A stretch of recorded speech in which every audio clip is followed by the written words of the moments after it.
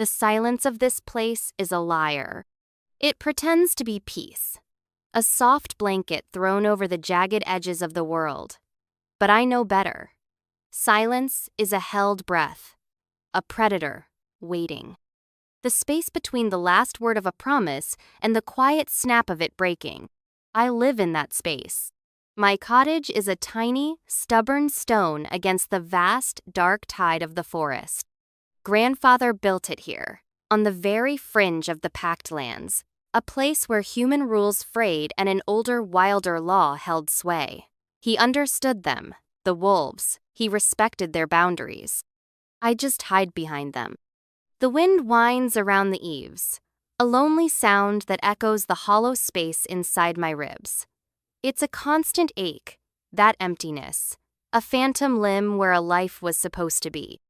A life with a husband, a family, a voice that was heard, a life before a man's pride decided my truth was an inconvenience. He called me barren. A whisper first, then a pronouncement. A judgment handed down in a sterile office that smelled of antiseptic and dismissal. My body, a failure. My word, a hysteria. It was easier for him, for everyone, to label me broken than to believe I was simply betrayed. So I ran. I ran from the polished floors and polite lies of the human world until my lungs burned, and I ended up here, in the one place my grandfather ever called home. A place where the silence feels less like judgment and more like a warning. Tonight, the warning is louder. The air is thick, charged with the electric hum of an impending storm. The trees are black cutouts against a bruised purple sky. I trace the condensation on the window pane, my finger leaving a snail's trail through the gloom. I shouldn't be here, a human woman, alone. A splinter in the paw of a great beast. But the wolves tolerate me, a legacy of my grandfather's honor, a quiet, conditional truce. Have they watch me? I feel their eyes sometimes when I gather herbs near the tree line. A flicker of movement, the glint of amber in the deep shadows. They are ghosts, rumors on the wind. Powerful, dangerous, and utterly separate. A floorboard creaks upstairs. Just the house settling. Just the wind. My heart hammers against my ribs anyway. A frantic bird in a cage of bone. Fear is a familiar companion, its cold fingers always tracing the back of my neck. It's the fear of being found by the world I left behind, and the fear of being discovered by the one I now inhabit. Caught between two worlds belonging to neither. A rumble of thunder shakes the little cottage, rattling the glass in its frame. Rain begins to fall. Not a gentle patter, but a hard, angry torrent. It sounds like 1,000 fists beating against the roof, demanding entry. I wrap my arms around myself, a poor substitute for another's embrace. Loneliness is a cold, heavy cloak. Some nights, it feels like it's going to suffocate me. Another sound cuts through the storm's fury. Not thunder, not wind. A sharp, panicked cry. It's thin, reedy, desperate. It's close, too close. My blood runs cold. Animals cry out in the night. I know this. The forest is a brutal place of hunter and hunted. But this sound, it's different. It's not the cry of a rabbit caught in a snare. It's smaller, younger. I press my ear against the wet glass of the window, trying to pinpoint the direction. The sound is nearly swallowed by the gale, but I hear it again. A wail of pure, helpless misery. It's coming from my port. Every instinct screams at me. Don't open the door. Don't look. This is not your world. These are not your rules. You are a guest here, a ghost. Ghosts do not interfere. The men who hurt me, who cast me out, they all had one thing in common. They looked away. They saw suffering or injustice or just my own quiet pain, and they chose not to see it. They turned their heads. They walked away. It was easier. The cry comes again, weaker this time, punctuated by a racking cough. Damn it. My hand trembles as I reach for the heavy iron latch on the door. My grandfather's voice is a faint echo in my memory. Don't meddle, Alara. Their laws are not ours. Their justice is swift and unforgiving. But the memory of being left alone is stronger. The memory of my own cries going unanswered. I cannot be them. I will not be them. That is the one thing I have left. The one choice I can still make. I take a deep, shuddering breath, the air tasting of rain and ozone. Then, I pull the door open. The wind rips it from my grasp, slamming it back against the interior wall. Rain and leaves plaster my face. For a moment, I see nothing but the churning darkness, then my eyes adjust. On the top step, huddled in the corner where the roof offers the slightest protection, is a basket. A simple wicker basket soaked through. And from inside it, the whimpering sound rises again, a fragile thread against the storm's roar. My heart stops. This is not a stray animal. This is deliberate. This was left for me. My feet are frozen to the floorboards. This is a test, a trap, a horror, waiting to unfold. I should slam the door, pretend I saw nothing. I should. But a tiny, pale hand, impossibly small, fists its way out from under a damp wool blanket. The fingers are tipped with delicate, dark claws that have not yet hardened. It's a pup, a wolf pup. But it's not just a wolf. The shape under the blanket is wrong. Too long. Too human. A shifter. A baby. I move without thinking, my body acting on an impulse my mind is screaming to deny. I rush out into the lashing rain, my thin nightgown instantly soaked and clinging to my skin. The cold is a shock, but the sight in the basket is a deeper one. I kneel, my knees scraping on the rough stone. Inside, nestled in the damp wool, is an infant. He can't be more than a few months old. His skin is pale and clammy, his face screwed up in discomfort. His hair is a shock of dark fuzz, plastered to his scalp. His eyes are closed, but his little body is trembling violently. A fever. A bad one. And his ears. His ears are not the rounded shells of a human baby. They are slightly pointed, covered in the same soft, dark fuzz as his hair. This is a crime. I know enough of their laws to know this. To abandon a pup is a death sentence for the parents. To be found with an unclaimed pup, I don't want to imagine the penalty for that, especially for a human. I look around wildly, into the dark, roaring maw of the forest. Who would do this? Who would leave a child to die in a storm? The baby lets out another pained cry, a sound that bypasses all my fear and pierces straight through to that hollow place in my chest. It fills it with a hot, fierce ache. Logic is screaming. Self-preservation is roaring. Leave it. Take it to the pack's border. Leave a sign. Do not bring it into your house. Do not cross that line. But I look down at the tiny, shivering form, at the blue tinge to his lips, and I see every person who ever turned their back on me, every doctor who patronized me, every friend who faded away, the man who promised forever and gave me a diagnosis instead. They all left me in the storm. I can't. With a sob that is torn from my throat, I gather the basket into my arms. It's heavier than it looks. The weight of a life. The weight of a choice that will change everything. I stumble back inside, kicking the door shut against the raging wind. The latch falls into place with a heavy, final thud. The sound echoes in the sudden quiet of the cottage. The threshold has been crossed. There is no going back. The world shrinks to the four walls of my cottage. The storm outside is a distant, muffled roar. Inside, there is only the sound of the baby's ragged breathing and the frantic drumming of my own heart. I place the basket on the thick bearskin rug before the hearth. My hands are shaking so badly I can barely unwrap the sodden blanket. The baby the pupus cold to the touch. A terrifying, clammy cold that speaks of a deep chill, a life guttering like a weak flame. His little body is racked with tremors. I need to get him warm now. I work on autopilot, my fear pushed down by a desperate, focused urgency. I strip off the wet blanket and the simple linen shift he's wearing. His skin is almost translucent, a delicate web of blue veins visible beneath. He's so small, so fragile.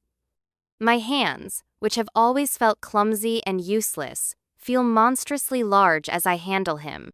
I grab the softest towels I own and gently, methodically dry every inch of his tiny body.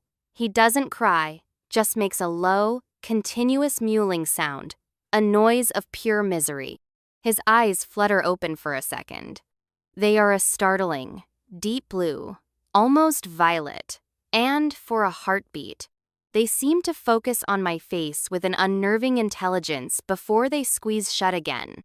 "It's okay," I whisper, my voice rough and unused. "It's okay. I've got you." The words feel strange in my mouth.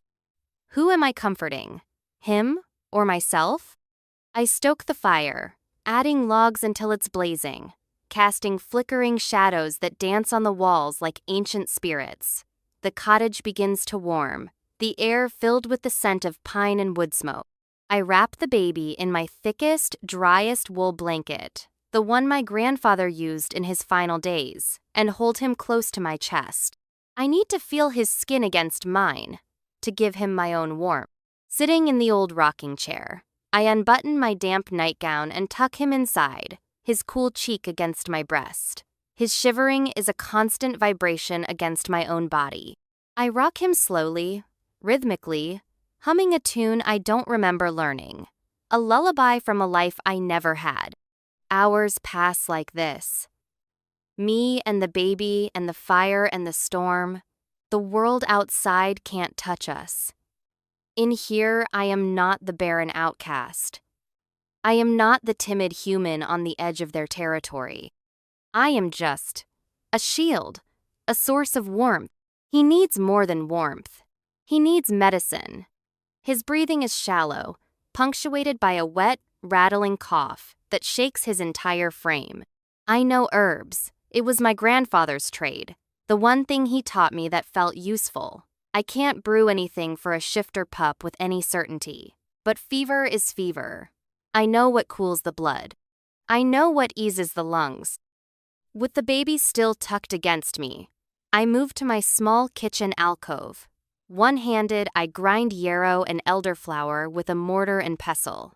The familiar, earthy scent is calming. I steep the herbs in hot water, strain the liquid, and let it cool. How to get it into him? I find an old eyedropper. It will have to do.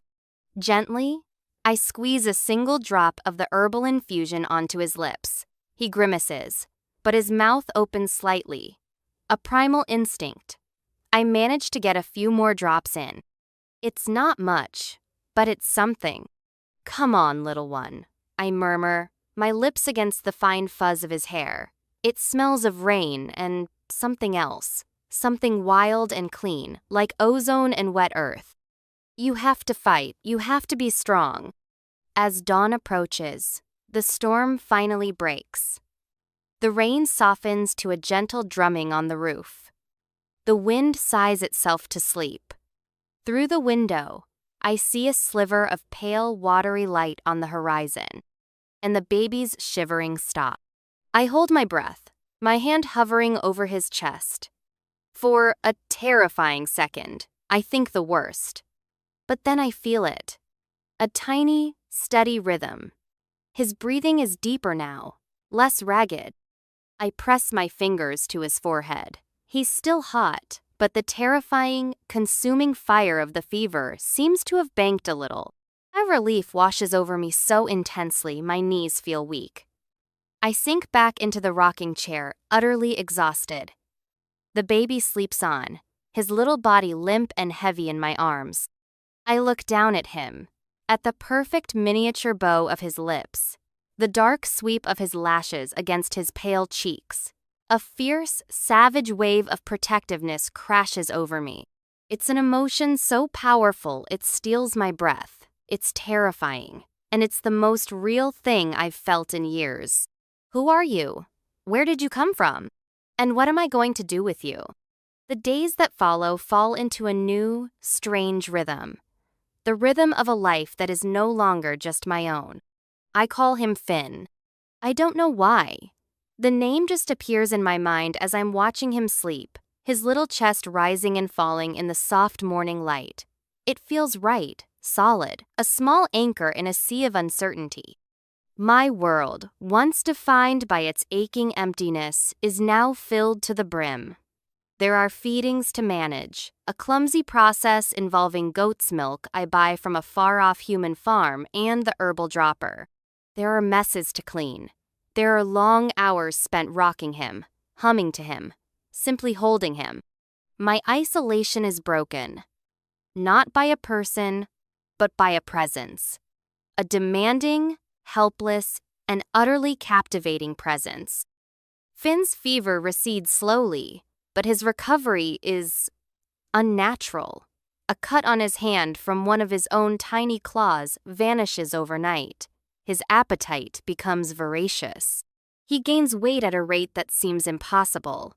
The shifter blood in him is potent, a powerful engine of life. He watches me. His deep blue eyes, no longer clouded by sickness, follow my every move. There's an awareness in his gaze that is startling for an infant. It's not just the vague focus of a human baby. It feels like he's seeing me, really seeing me. When I speak to him, his head cocks to the side, as if he's parsing the meaning behind my words, not just the tone. And so, I talk. At first, it's just nonsense. Little observations about the fire, or the birds outside the window. But the silence of the cottage, once a companion, now feels like a vacuum demanding to be filled. And Finn is the perfect audience. He doesn't judge. He doesn't interrupt. He just listens with those big, solemn eyes. I find myself telling him things I've never said aloud to anyone. "Your hands are so small," I whisper one afternoon, tracing the delicate lines on his palm. "They told me I could never hold hands like these, that my body was a closed door, a barren field." I tell him about my grandfather, about the scent of sawdust and pipe tobacco that always clung to his clothes. I tell him about the betrayal, the quiet, soul-crushing humiliation of being dismissed and disbelieved. He said he loved me. I tell Finn, my voice a raw, tight thing. But when the doctors spoke, he listened to them. Not to me. It was easier to believe in a flaw in my body than a flaw in his character. Pouring out the poison feels cathartic. The words hang in the quiet air of the cottage, and then they dissipate, absorbed by the wood and the stone and the rapt attention of the baby in my arms.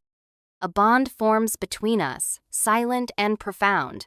My fear for my own safety begins to fade, replaced by a much more potent fear for his. I find myself scanning the tree line not for threats to me, but for threats to him. Any sign of the pack, any sign of the person who abandoned him. One evening, I'm sitting on the floor, watching him as he lies on the bearskin rug. He's stronger now, able to push himself up for a few seconds. He makes a frustrated noise, his little legs kicking. He's trying to roll over. I reach out, my hand hovering over his back, ready to help. "You can do it, Finn. You're so strong." He strains, his face turning red. And then, with a little grunt, he flops over onto his stomach. He lifts his head, looking around with a triumphant expression that is so purely comically baby-like that I laugh. A real, genuine laugh that feels rusty from disuse. The sound surprises me as much as it does him. His eyes widen, and a gummy, toothless smile spreads across his face. My heart clenches.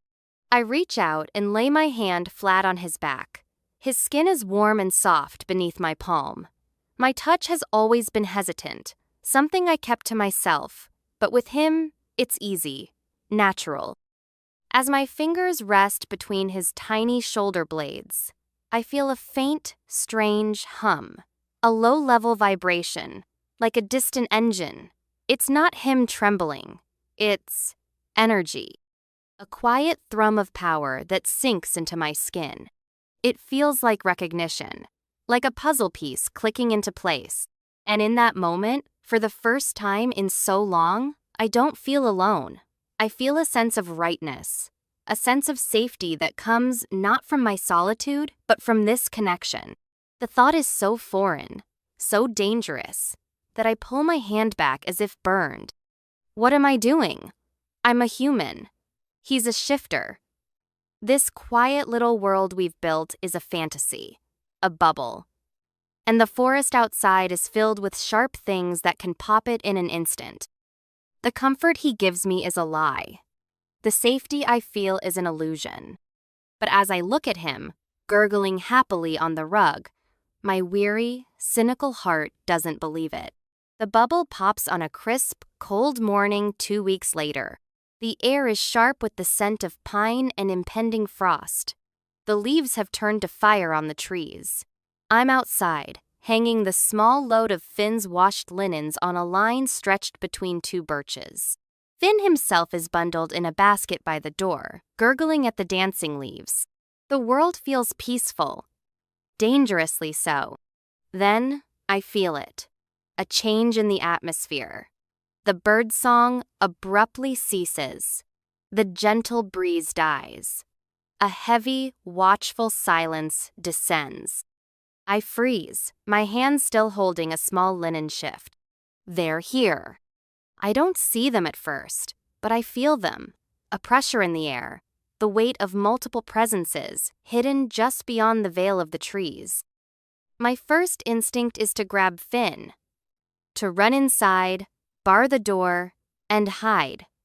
But where would I go? My little cottage is a cage, not a fortress. Slowly, deliberately, I turn my head, and my blood turns to ice water in my veins. They emerge from the woods not as wolves, but as men. 4 of them. They move with a fluid, predatory grace that is utterly inhuman. They are large, powerfully built, dressed in practical leather and wool. But it's their eyes that stop my breath. They are the eyes of predators, ancient and knowing. One steps forward. He is clearly the leader, tall, with hair the color of sun-bleached wheat and eyes as cold and gray as a winter sky. He is handsome in a cruel, sharp-edged way. A scar cuts through one eyebrow, giving him a permanent scowl. His gaze sweeps over my small yard, lingers on the washing line with its telltale tiny garments, and then lands on the basket by the door.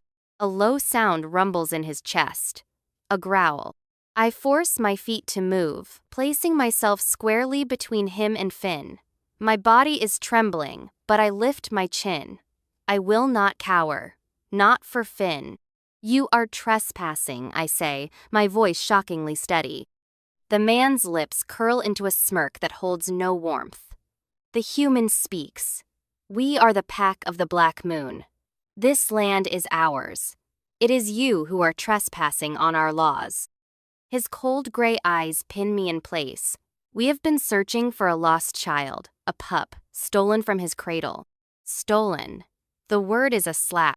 I didn't steal him, I say, my voice rising despite my efforts to control it. He was left here, on my porch, in a storm. He was dying. A likely story, the man scoffs.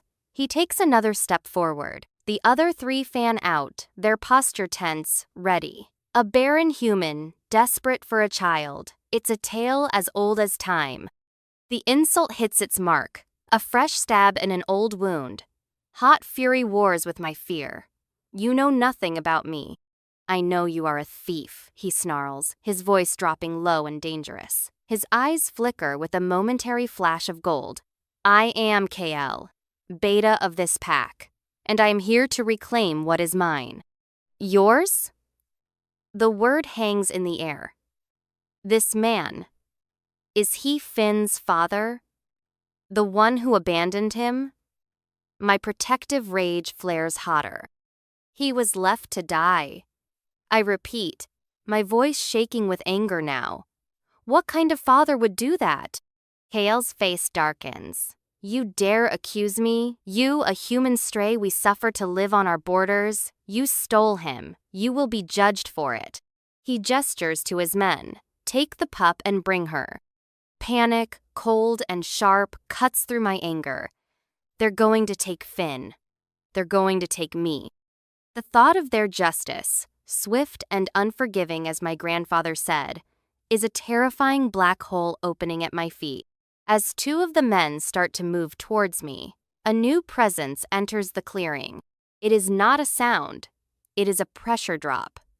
A sudden, profound shift in the world's gravity. As if a mountain just appeared where there was only air a second before. The air grows cold. The light seems to dim. From the deepest, darkest part of the woods, a wolf emerges. My breath catches in my throat. I have seen the pack's wolves before, from a distance. They are large, impressive beasts. This is something else entirely. He is immense, a creature of nightmare and legend. His fur is the color of midnight, a pure, starless black that seems to drink the light. His shoulders are a solid wall of muscle, and he moves with a slow, deliberate power that makes the ground itself seem to tremble. But it's his eyes that hold me captive. They are not amber or gold. They are the color of molten silver, glowing with a fierce, ancient intelligence. They are the eyes of a king. Kyle and his men freeze. All arrogance drains from them, replaced by a rigid, fearful deference. They bow their heads, averting their eyes. Alpha, Kale chokes out, his voice tight with shock and submission. The great black wolf ignores him completely. His silver gaze sweeps past the pack members, as if they are nothing more than stones. It passes over me, a brief, searing touch that feels like being struck by lightning, and then it settles on the basket by the door. A low, deep rumble starts in his chest. It's not a growl of aggression. It's something else. Something deeper. A sound of profound, aching recognition. He takes a slow step forward. And another. His paws make no sound on the forest floor. I am terrified. My entire body is screaming at me to run, but I am rooted to the spot. A small, fragile human standing before a god of the wild. But my fear for myself is eclipsed by my fear for Finn. Kyle, seeing the alpha's attention fixed on the baby, seems to regain a sliver of his bravado. Perhaps he sees an opportunity. Alpha Riker, he says, his voice strained. We have found the child. This human witch stole him. She has tainted him with her touch. She must be punished for her betrayal. Betrayal. The word rings with a venomous hypocrisy. The Alpha, Riker, does not even twitch an ear in Kale's direction. His silver eyes are still locked on the basket. He takes another step, and another, until he is standing only a few feet from me. He is so large he blocks out the sun. The air around him smells of pine needles, cold stone, and raw power. I can feel the heat radiating from his body. On his flank, I see a dark, matted patch in his fur, a fresh wound, deep and ragged. He's injured. He lowers his massive head, not to look at me, but to nudge the edge of the basket with his nose. Finn, who should be terrified, just coos. He reaches out a tiny hand, his fingers brushing against the alpha's wet nose. A shudder runs through the great wolf's frame. A deep, guttural sound escapes his throat, full of a pain so raw it makes my own chest ache in sympathy. Hale sees this as a sign of weakness, or perhaps his pride cannot stand being so thoroughly ignored. "The child must be cleansed," he shouts, his voice cracking. "Her human filth is all over him." He lunges. It happens so fast I barely process it. He's not lunging for the wolf. He's lunging for the basket. For Finn. Something inside me snaps. There is no thought, no fear, no logic. There is only a single blinding imperative: protect the child. I throw myself forward, my body a shield. I land on my knees, wrapping my arms around the basket, curling my back over it just as Kale's hands are about to snatch it away. I brace for the impact, for his hands to rip me away, for the pain. It never comes. Instead, there is a blur of black motion, a sound like a thunderclap right next to my ear, a furious snarl that is the most terrifying sound I have ever heard. I risk a glance over my shoulder. The Alpha King, Riker, is between me and Kale. He moved with impossible speed. He didn't just block Kale. He met his lunge. Kyle is on the ground, clutching his arm, his face a mask of shock and agony. Riker stands over him, a low, lethal growl vibrating through the air. His lips are peeled back from teeth, like white daggers. His silver eyes are blazing with a cold, terrifying fury. He is magnificent, and he is terrifying. And he just protected me. But the effort has cost him. The wound on his side, which I'd only glimpsed before, has torn open. Dark blood is now welling up, staining his black fur a deeper, wetter shade. He stumbles, a tremor of weakness running through his powerful legs. One of Kale's men, seeing his leader down and the Alpha weakened, makes a fatal error in judgment. Perhaps he thinks to prove his loyalty. From the corner of my eye, I see him draw a short, wicked-looking hunting knife from his belt. His intention is clear. He's going to strike the Alpha while he's distracted. No. This creature, this king of the forest, just saved me. He saved Finn. He is bleeding. He is defending us. The memory of helplessness, of standing by while others acted, is a spur in my side. I will not be a bystander. Not again. Scrambling to my feet, I do the stupidest, most irrational thing in my life. I move to stand in front of the injured wolf. I place my small, fragile, human body between the Alpha King and the man with the knife. I spread my arms wide, my heart hammering like a war drum.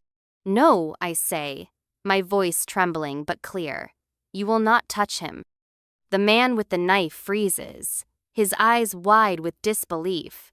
The other pack members stare, stunned into silence. Even Kale, on the ground, looks up at me with utter shock. A human defending their Alpha. It's unthinkable. It's madness. Behind me, the Alpha King's growling stops. I can feel the immense, hot presence of him at my back. I can feel his silver eyes on me. The world seems to hold its breath. And then, everything goes dark. The first thing I am aware of is the scent. It's not the familiar smell of my cottage wood smoke and dried herbs and damp wool. This is something else. It's clean, like fresh linen, but underneath that is the rich scent of cedar and something else, something uniquely wild, like thunderstorms and old earth. It's the scent from the Alpha's fur. My eyes flutter open. I am not on the cold, hard ground of my yard. I am in a bed, a huge, soft bed with sheets that feel like spun silk against my skin. The room is vast, with a high, beamed ceiling and a massive stone fireplace where a low fire crackles merrily. The walls are made of dark, polished wood, and a large window looks out not onto my familiar clearing, but onto a sprawling valley nestled between snow-dusted mountains. Where am I? I try to sit up, and a wave of dizziness washes over me. My head throbs. Easy. The voice is deep. A low, resonant baritone that seems to vibrate in the very air of the room. It's a voice that holds an immense, quiet power. I turn my head. He is sitting in a large armchair near the fire, watching me. It's him, the Alpha King. But he is not a wolf. He is a man, and he is breathtaking. He has the same midnight black hair as his wolf form, thick and slightly untamed. His features are strong and sharp, carved from granite and shadow. High cheekbones, a firm jaw, a mouth that looks like it has forgotten how to smile. He is dressed simply, in dark trousers and a soft gray shirt that does nothing to hide the powerful breadth of his shoulders and chest. But it's his eyes that steal my breath all over again. They are the same as the wolf's. Molten silver, intelligent, ancient, and right now filled with a look of profound, aching turmoil. He rises from the chair and moves towards the bed.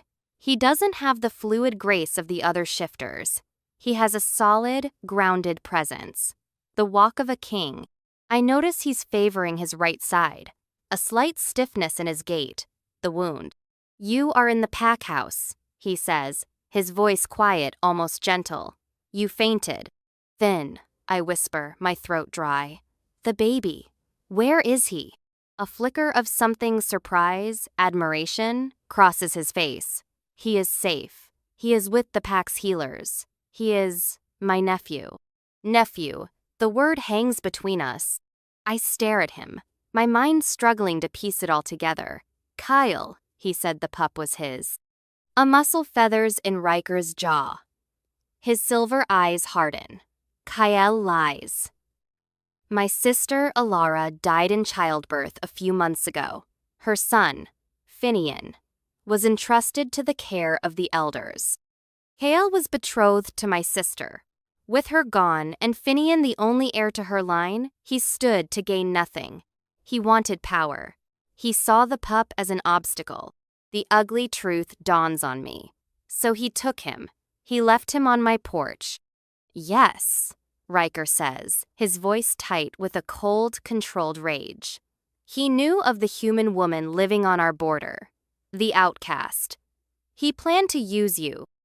He would discover the pup in your care, accuse you of theft and witchcraft.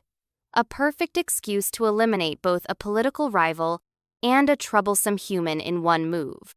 He would be seen as a hero, saving the lost heir. The sheer, calculated cruelty of it makes me feel sick. He would have let Finn die in that storm, all for ambition. I was watching," Riker continues, his gaze intense. "I have been watching your cottage for a while." "Why?" I ask, my voice barely audible. He looks away, towards the fire. The light catches the sharp planes of his face, casting his eyes into shadow. He seems to be struggling for words. There is a connection, a pull, something I did not understand. When I felt the pup's distress, felt his life force near yours, I came. I saw you take him in. I saw you care for him. His silver eyes meet mine again, and they are filled with a raw, painful vulnerability that seems completely at odds with the immense power he projects. I saw you stand before me to protect him, and then I saw you stand before a blade to protect me. My heart is hammering. The air in the room is thick, charged with an unspoken truth that I can feel on my skin. "Why would a human do that?" he asks, his voice a low whisper. "Why would you shield a beast that could tear you apart in a second?" "Because you were protecting us," I answer just as quietly. "Because no one should have to face a blade alone. Because it was the right thing to do." He takes a step closer to the bed. He lifts a hand, large and calloused. And for a heart-stopping moment, I think he is going to touch me. His fingers tremble slightly before he lets his hand fall back to his side. "The indifference of your kind nearly destroyed my family centuries ago," he says, his voice rough with old pain. "A betrayal born of fear and greed. We have learned to never trust a human's heart. We have learned that compassion is a weakness you do not possess." He looks at me, and his silver eyes are blazing. "And then there is you." The silence stretches, taut and humming. "There is a reason for the pull I felt, Alara," he says, his voice so low it's almost a growl. "A reason my wolf recognized you. A reason the pup, my own blood, settled in your arms as if he'd been born there." He takes a deep, ragged breath. "Our kind have one. A single soul in all of existence that is a perfect mirror to our own. A bond forged by destiny itself. It is the most sacred law of our people. It is a gift, and it is a curse." He finally looks at me, and the raw, unshielded truth in his eyes hits me with the force of a physical blow. It is called a mate bond. His words hang in the air, echoing in the sudden, ringing silence of my mind. Mate, bond. The concepts are alien, ripped from myth and folklore. They don't belong in the real world. They certainly don't belong to me. Me, Alara. The human. The barren woman. The outcast. I stare at him, at this impossible king, and a wild, hysterical laugh bubbles up in my throat. I choke it down. This isn't real. I hit my head when I fainted. This is a dream. A fever dream brought on by stress and proximity to magic. "No," I whisper. It's the only word I can manage. The pain that flashes across his face is so sharp, so immediate. It's like I've physically struck him. His composure, the kingly mask he wears, cracks for a moment, revealing the raw wound beneath. "I know," he says, his voice tight. He turns away from me, pacing to the window and staring out at the valley. His back is a rigid wall of muscle. "I know it is impossible. A human. It has not happened in 1,000 years. I fought it. I denied it. I told myself it was a sickness, a madness." He rests a hand on the cold window pane, but the bond does not lie. Every instinct in my body, every beat of my wolf's heart, screams your name. It has been screaming your name for months, ever since you came back to your grandfather's cottage. That's why I was watching. Trying to understand. Trying to disprove it. It all clicks into place. The feeling of being watched in the woods. The unnatural sense of safety I sometimes felt, even when I should have been terrified. It was him. Always him. "When I saw you shield Finian," he continues, his back still to me. "When you put yourself between me and that blade, the bond, it settled. It clicked into place with a force that nearly brought me to my knees. It no longer matters what I believe. It simply is." He finally turns back to me. The turmoil in his eyes is a storm, and that is why you must leave. The words are a punch to the gut. "What?" "This world is not for you," he says, his voice flat, devoid of emotion now. It's the voice of a king making a decree. It is violent. It is brutal. Our laws are not your laws. Our lives are not your lives. Kyle is not the only one who sees you as an intruder, a contamination. Now that the bond is known and they will all feel it from me, now they will see you as a weakness, a target. They will try to hurt you to get to me. He takes a step towards me. "I watched you for weeks, Alara. I saw your loneliness. I saw the quiet grief you carry. I know what your world did to you. I cannot, I will not be another man who brings you nothing but pain." He is pushing me away, just like everyone else. He has seen my past, my trauma, my flaw, and has judged me incapable, too fragile, too broken. A familiar, bitter anger rises in my throat, hot and acidic. It's the same anger I felt in the doctor's office. The same anger I felt when my fiancé told me we should see other people as if I were a disease he needed to be cured of. All my life, I have been told I am not enough, not whole enough, not strong enough, not worthy. And I am so tired of it. The strength I found in the yard, the fire that ignited when I chose to protect Finn, it's still there, a hot, glowing coal in my chest. No, I say, my voice doesn't tremble this time. It's clear and strong. He stops, surprised. I push myself up, ignoring the slight dizziness. I swing my legs over the side of the bed. My feet touch the cool wood of the floor. I stand. I am small before him, fragile even, but I am standing on my own 2 feet. You don't get to make that decision for me, I say, my eyes locked on his. You don't get to look at my scars and decide they make me weak. My whole life, men have been telling me what I can't do, what I can't be, what my body can't handle. I will not let you be another one. I take a step towards him. He stands his ground, a great immovable mountain of a man. You talk about my world, I continue, my voice gaining strength with every word. My world is a place of quiet betrayals and polite dismissals. It's a world that lets a baby die on a doorstep, because getting involved is inconvenient. Your world may be violent, but at least it's honest. You saved me. You saved Finn.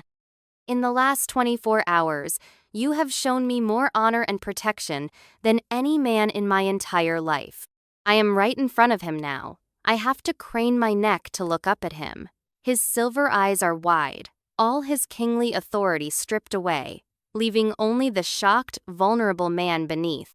So don't you dare, I whisper, my voice thick with emotion. Don't you dare tell me you are trying to protect me by sending me away. You are not protecting me. You are protecting yourself from feeling, from trusting, from the possibility that a fragile human might just be strong enough to stand beside you. The silence that follows is absolute. It's just the crackle of the fire and the sound of our breathing. A soft knock comes at the door, breaking the spell. A moment later, the door opens and a kind-faced older woman with gray-streaked hair enters. She is carrying a bundle of blankets. It's Finn. He is awake, clean, warm, and looking around with bright, curious eyes. He sees me, and his face breaks into that wide, gummy smile. A happy gurgle escapes his lips. The woman smiles gently. He was asking for you, Luna. She glances at Riker, her eyes knowing and warm. She walks over and, without a word, places Finn in my arms. The moment his familiar weight settles against my chest, something clicks into place inside me. This is right. This is real. Finn looks from me to Riker, who is still staring at me, utterly speechless. Finn reaches out a chubby hand, not for me, but for Riker. He fusses, straining to get closer. I think he wants you too, I say softly, hesitantly, as if he's afraid the slightest touch might break us both. Riker steps forward. He raises a large, trembling hand and gently lays it on Finn's back. Finn instantly settles, sighing with contentment. His hand is warm, the heat seeping through the blanket, through my arm, a current of pure energy. His thumb brushes against my skin. Lightning. A jolt of it arcs between us. Pure, undiluted feeling. Longing, fear, relief, and a bone-deep recognition that transcends words. Riker's silver eyes lock with mine, over the top of the baby's head. The last of his resistance crumbles. The king vanishes, leaving only the man. A man who has been just as lonely as I have. Alara, he breathes my name. It's not a statement, it's a prayer, a surrender. I'm not leaving, I whisper. This is the first place I have ever felt like I belonged with him. I look down at Finn, and with you. He closes his eyes, a shudder running through his powerful frame. When he opens them again, the storm is gone. There is only a clear, vast, and terrifying expanse of pure emotion. You will be my death, he murmurs, his voice thick with a feeling so intense it makes my knees weak. Or maybe, I reply, my voice shaking, I'll be the reason you finally start to live. He leans down, his movements slow, deliberate, giving me every chance to pull away. His shadow falls over me, his scent enveloping me. Cedar and thunderstorms and home. He is going to kiss me, and I am going to let him. I rise on my toes, closing the last inch of space between us. His lips meet mine. It is not a gentle kiss. It is a collision, a branding. It is years of loneliness and longing and fear poured into a single, desperate moment. It is the heat of the fire, the cold of the mountain, the wildness of the forest. It's the silent hum I felt in Finn, magnified 1,000 times. It's a promise, a claim, a final, irrevocable surrender to the truth that has been humming between us all along. In his kiss, I am not broken. I am not barren. I am not an outcast. I am found. 6 months later, the great hall of the pack house is filled to overflowing. Bodies are packed shoulder to shoulder, a shifting sea of shifters, and the few humans allied to the pack. The air is thick with the scent of roasted meat, spiced ale, and the electric hum of anticipation. Torches flicker in their sconces, casting a warm, golden glow over everything, making the hall feel like the inside of a beating heart. I stand on the raised dais beside Riker. He is in his human form, dressed in ceremonial leathers embossed with the silver sigil of the Alpha. He is every inch the king. His presence a solid, grounding weight that commands the respect of every soul in the room. I am wearing a gown of deep forest green, the color of new life. It feels strange to be dressed so finely, to be the center of so many eyes. But when I feel the warmth of Riker's hand on the small of my back, the fear melts away. Finn, now a sturdy toddler who shifts between a clumsy human form and a fluffy, oversized wolf pup form with alarming frequency, is currently in his pup shape. He's chasing the end of my gown, tumbling over his own paws in a flurry of black fur and happy yips, much to the amusement of the crowd. Kyle was judged. His betrayal was laid bare for the entire pack to see. His punishment was not death, but exile, a fate worse than death for a creature of the pack. To be stripped of your name, your family, your very identity, and cast out into the lonely world. A fitting justice for a man who tried to inflict that same loneliness on a child. The pack's acceptance of me was not immediate. It was slow, wary. I was a curiosity, a weakness in their alpha, but they saw Riker's devotion. They saw the way Finn thrived in my care, a pup who had lost his mother but found another. And they saw day by day that my presence did not make their alpha weaker. It made him whole. The hard edges of his grief and solitude began to soften. He smiled more. He laughed. The king, who ruled with solemn duty, began to rule with a quiet joy. Tonight is the formal ceremony, the one that binds me to him, to them, not just by the unseen threads of a fated bond, but by law and ritual. Tonight, I become their Luna. Riker raises a hand, and a hush falls over the massive hall. His silver eyes find mine, and in their depths, I see a universe of love and devotion that still, after all these months, steals my breath. We are here tonight, his voice rings out, clear and strong, to welcome a new heart into the heart of our pack. We are here to honor the one chosen, not by me, but by fate itself.